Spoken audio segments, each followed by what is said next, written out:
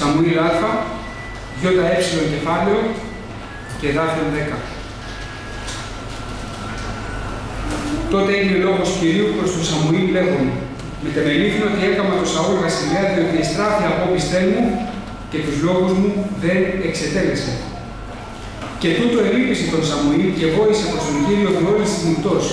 Και όταν εξηγέρθη ο Σαμουήλ νωρίς για να υπάρχει συνάντηση του Σαούλ το πρωί, ανοίγηλαν προς τον Σαμουήλ λέγοντες: ο Σαούλ ήρθε εις τον Κάρμηλον και ιδού ανοίγει σε αυτόν τρόπο μου. Έπειτα εστράφη και διεπέρασε και κατέβη εις Γάλγαλα. Και πήγε ο Σαμουήλ προς τον Σαούλ και είπε ο Σαούλ προς αυτόν: ευλογημένος να είσαι παρά του Κυρίου. Εξετέλεσα το λόγο του Κυρίου. Είπε δε ο Σαμουήλ: και τι συμφωνία αυτή των προβάτων εις τα ότα μου και η φωνή των βοών την οποία ακούω. Και είπε ο Σαούλ: εκ των Αμαλικητών έφερα αυτά, διότι ο λαός εφίστη τα καλύτερα των προβάτων και των βοών, για να θυσιάσεις Κύριο των Θεών σου, τα δε λοιπά εξολευθρεύσαμε. Τότε είπε ο Σαμουήλ προς τον Σαούλ: άφες και θέλω απαγγείλει προς τι ελάλησε ο Κύριος εις εμέ τη νύχτα. Το δε είπε προς αυτόν λέγει.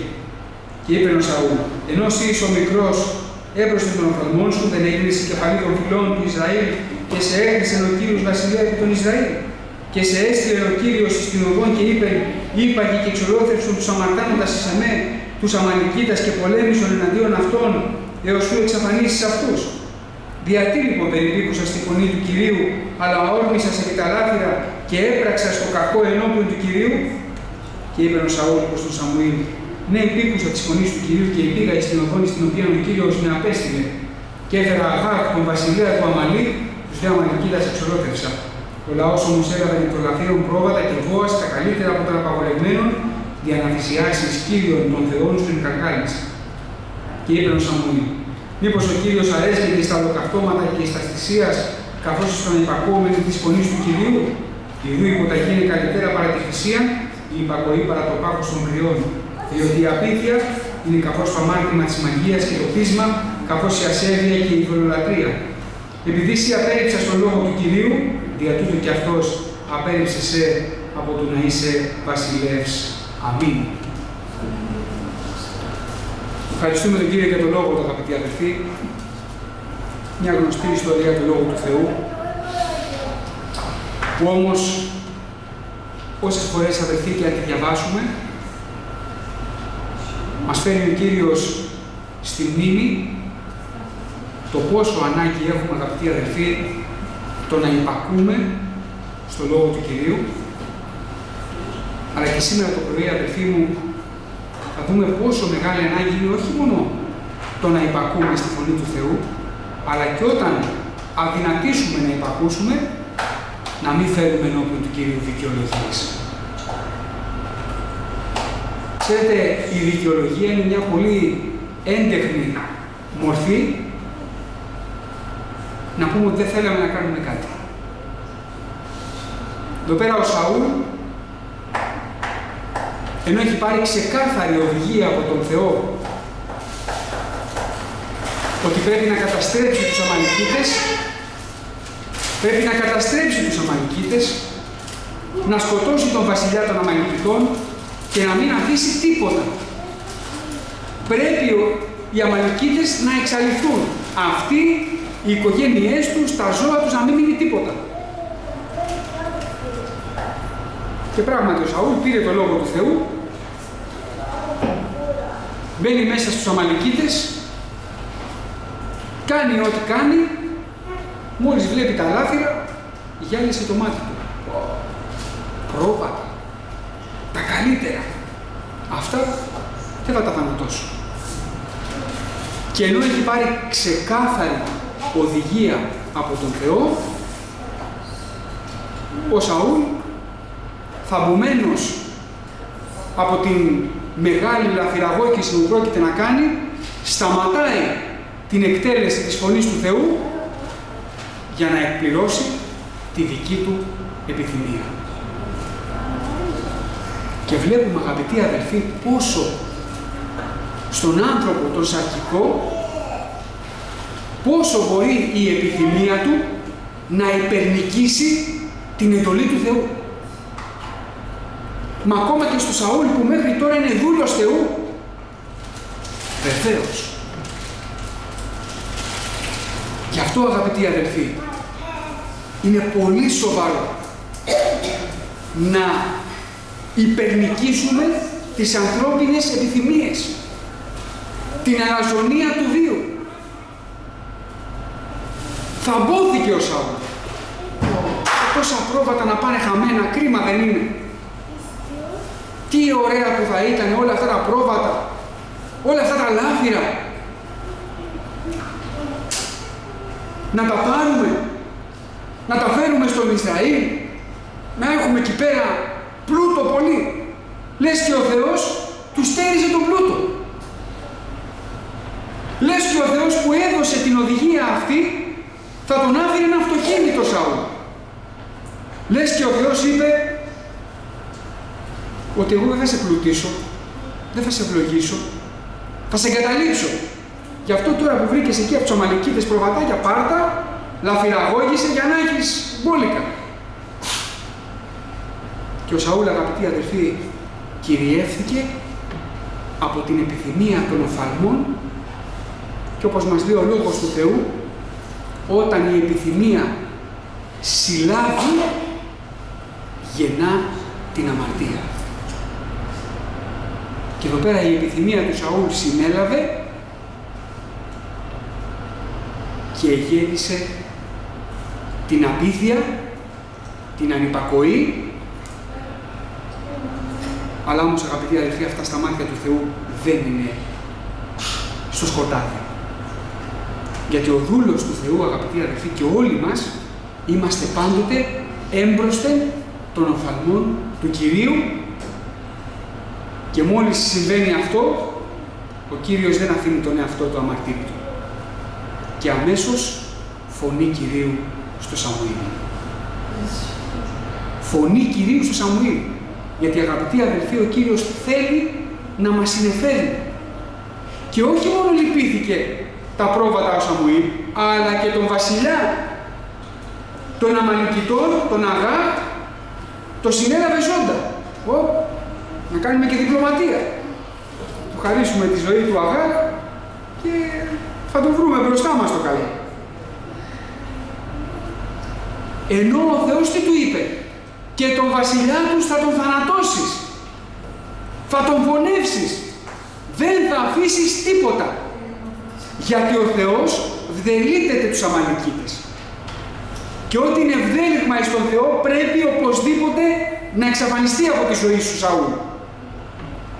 Δεν πρέπει να είναι στον δρόμο σου.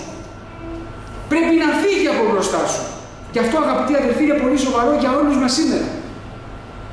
Ό,τι ο Θεός βδελίτεται, ό,τι ο Θεός δεν αντέχει να βλέπει, πρέπει να το βγάλουμε από τη ζωή μας. Οτιδήποτε μπορεί να είναι εμπόδιο στη σχέση μας με τον Θεό, οτιδήποτε μπορεί να αποτελέσει εμπόδιο στον δρόμο μας, να το βγάλουμε από μπροστά μας, αδελφοί. Μην το λυπηθείς. Μην πεις, ναι, αλλά για να το αγοράσω έδωσα και $50. Διώχτω, δεν το θέλει ο Θεός. Δεν το θέλει ο Θεός. Ο Θεός το συγχαίρεται.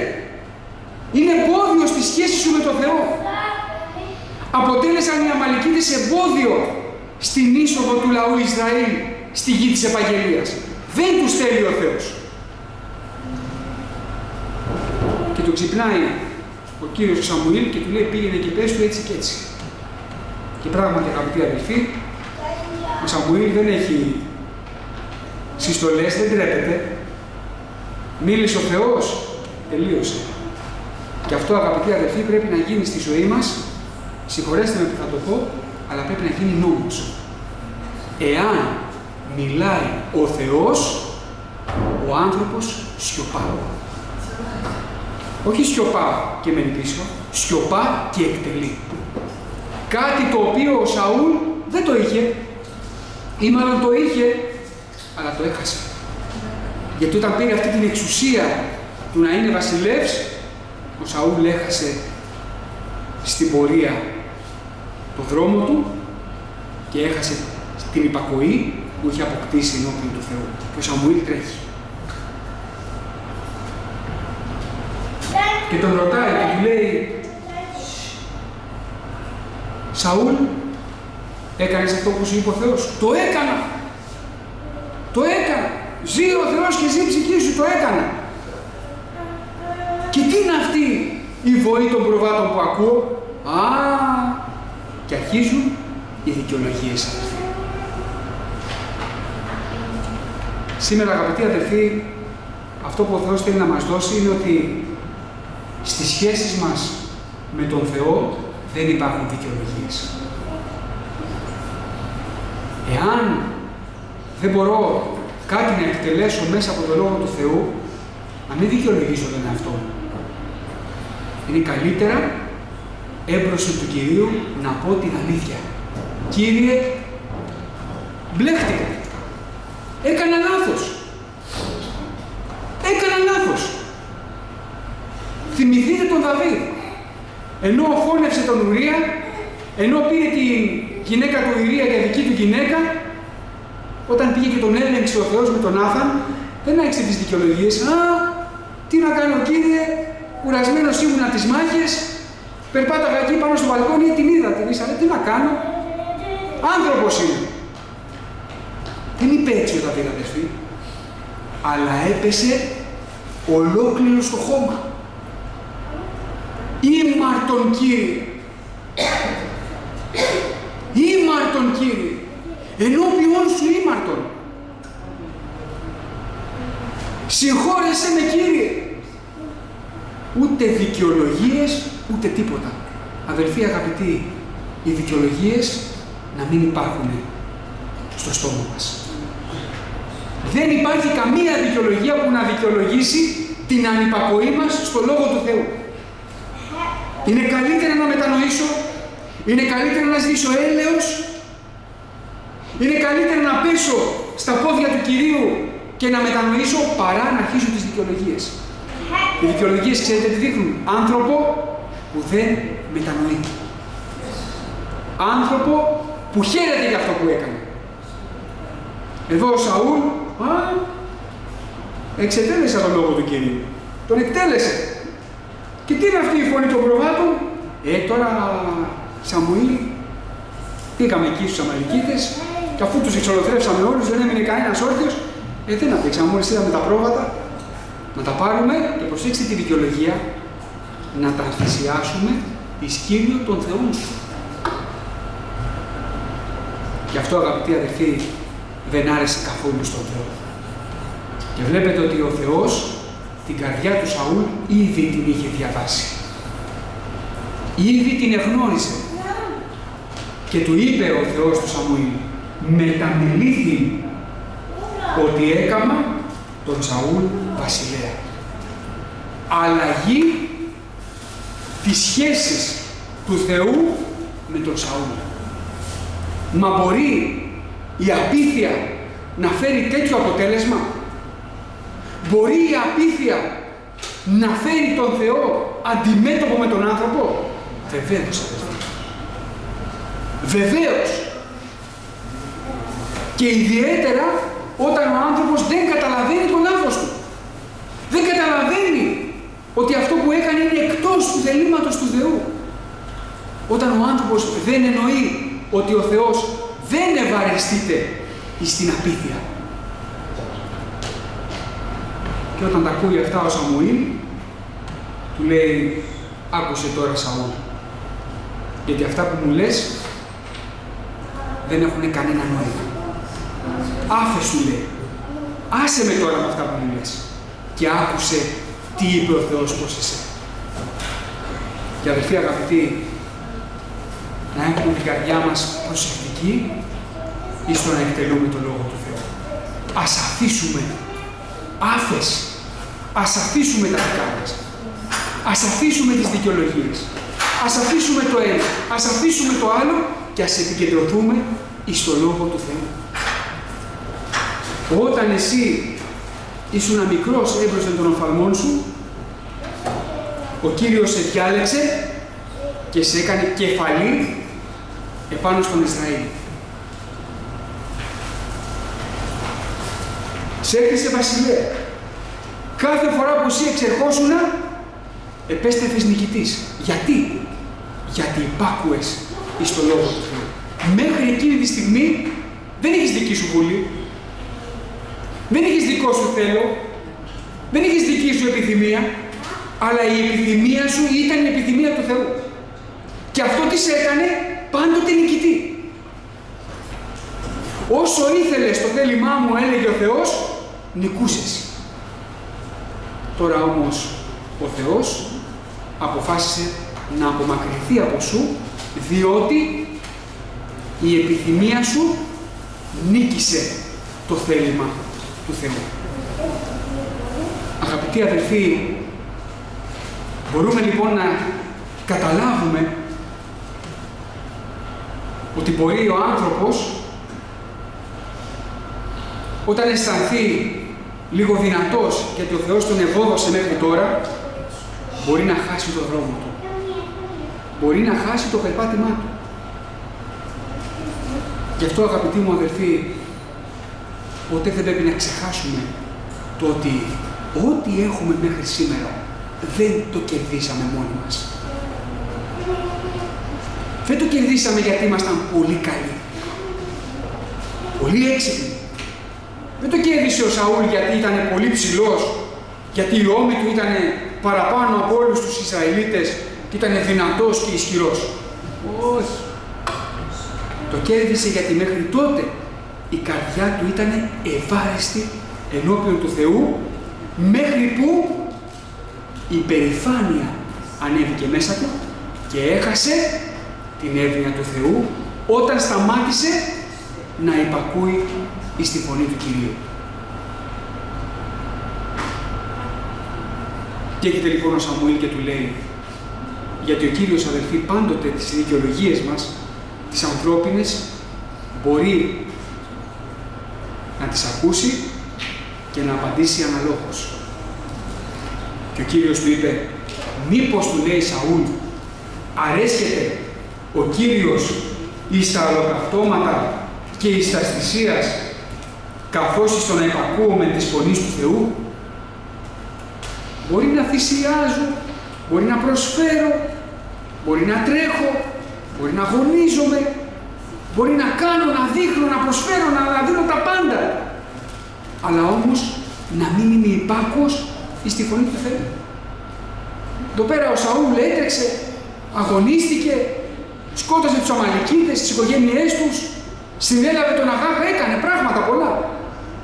Αλλά δεν υπάκουσε σε αυτό που του είπε ο Θεός. Και αυτό έκανε τη διαφορά. Αυτό έκανε την αλλαγή. Γιατί αυτό που αδελφοί ο Θεός ευαρεστείται είναι πρώτον εις το να υπακούμε της φωνής του Κυρίου. Διότι η υποταγή είναι καλύτερα παρά τη θυσία. Οι άνθρωποι λένε, αν προσφέρω, βάλτε ό,τι θέλετε. Στον Κύριο ο Θεός θα ευαρεστηθεί. Δεν είναι αυτό, αδελφοί. Ο Θεός θα ευαρεστηθεί πρώτον εάν μάθω να υπακούω εις τη φωνή Του. Εάν κάνω ακριβώς το θέλημά Του. Εάν εκτελώ ακριβώς τις βουλές Του και τα διατάγματά Του. Γιατί αυτή, αγαπητοί αδελφοί, είναι η πρώτη θυσία. Δεν κάνω αυτό που θέλω, κάνω αυτό που θέλει ο Θεός. Δηλαδή, θυσιάζω τον εαυτό μου για να εκτελώ το λόγο του Κυρίου στη ζωή μου. Πρώτα είναι ο Κύριος και μετά είναι εγώ. Πρώτα έρχεται το θέλημα του Θεού και μετά το δικό μου. Και μάλιστα πολλές φορές το δικό μου, όταν υπακούω στο θέλημα του Θεού, εκμηδενίζεται. Γιατί τι λέει ο λόγος του Κυρίου? Οι βουλές μου δεν είναι βουλές, λέει ο Κύριος. Άρα πολλές φορές το θέλημα το ειδικό μου πρέπει να μην υπάρχει. Εδώ πέρα στη συγκεκριμένη περίπτωση που διαβάζουμε, το θέλημα του Σαούλ έπρεπε να είναι 0, να μην υπάρχει καθόλου. Τι μου είπε ο Κύριος? Όλα. Όχι 90%, όλα. Και στο λόγο του Κυρίου, αγαπητοί αδελφοί, μην κάνουμε εκτόσεις. Μην κάνουμε περικοπές. Όλο το λόγο του Κυρίου. Όλο. Όχι ότι μ' αρέσει. Όχι ότι με βολεύει. Ό,τι δεν μπορώ να πω, Κύριε, δεν μπορώ. Βόηθησέ με. Αλλά μην φέρω δικαιολογίες. Μην φέρω τη δική μου επιθυμία μπροστά στο Θεό. Κύριε, τώρα δεν μπορώ και όλα. Δεν αντέχω και όλα. Διότι η απίθεια, ακούστε τι λέει ο Λόγος του Θεού, αγαπητοί αδελφοί. Η απίθεια είναι καθώς το αμάρτημα της μαγείας και το πείσμα καθώς η ασέβεια και η φορολατρία. Δηλαδή, αγαπητοί αδελφοί, η απίθεια πάει μαζί με το πείσμα. Όταν εγώ δεν υπακούω το Λόγο του Θεού και κάνω το δικό μου, πεισματοδός το κάνω. Γιατί ενώ ξέρω τι πρέπει να κάνω, εμένω πεισματοδός στο δικό μου θέλω. Στη δική μου θέληση. Πεισμώνω και λέω, γιατί τώρα να πάω να τα σφάξω τα πρόβατα αυτά τα καλά. Άρα θα τα κρατήσω. Και με πείσμα παραμένω στο δικό μου θέλημα. Όταν λέω με σένα παιδί μου, μην κάνεις αυτό γιατί θα σου γίνει κακό. Και το παιδί λέει, όχι, θα το κάνω. Πεισματοδός. Ενώ ακούει τη φωνή του πατέρα, που του λέει, πρόσεξε, γιατί θα σου γίνει κακό. Ή πρόσεξε γιατί δεν το θέλω. Μην φέρεις την αμαρτία στο σπίτι. Θυμάμαι όταν ήμουν μικρός, ερχόταν ο πατέρας μου και μου έλεγε, είσαι ελεύθερος στη ζωή σου να κάνεις ό,τι θέλεις. Ό,τι θέλεις. Ένα πράγμα να κάνεις. Την αμαρτία. Και ιδιαιτέρως, επειδή μένεις στο σπίτι μαζί με εμάς, τους γονείς σου, τις αδερφές σου, μη φέρεις την αμαρτία στο σπίτι μας. Δεν το θέλουμε. Αν λοιπόν εγώ έμεινα στην αμαρτία, αγαπητοί αδελφοί, δεν θα ήμουν πεισματοδός αν υπάρχω στον πατέρα μου. Γι' αυτό, αγαπητοί αδελφοί, ο Κύριος μας θέλει να κάνουμε το θέλημα του Κυρίου για να μας γίνει καλό. Εάν κάτι δεν μπορείς, πήγαινε στον Κύριο, φέρε την αδυναμία σου και ζήτησε από τον Κύριο δύναμη να εκτελέσεις το λόγο Του. Αλλά ας αφήσουμε τις δικαιολογίες, αδελφοί. Γιατί δεν υπάρχει καμία δικαιολογία. Καμία δικαιολογία. Μπροστά στην απίθεια και στην ανυπακοή. Αλλά καλύτερα, αδελφοί, να πειθόμεθα στο λόγο του Κυρίου και να εισπακούμε στη φωνή του Θεού και τότε θα απολαύσουμε, αγαπητοί αδελφοί, την είσοδό μας στη Βασιλεία των Ουρανών, αλλά και τη μισθαπροπωσία μας κατά τα έργα ημών, σύμφωνα με το Λόγο του Κυρίου μας. Αμήν. Να ψάλουμε έναν ύμνο, αδελφοί μου, και να συνεχίσουμε και στην Καινή Διαθήκη με τη χάρη του Χριστού μας.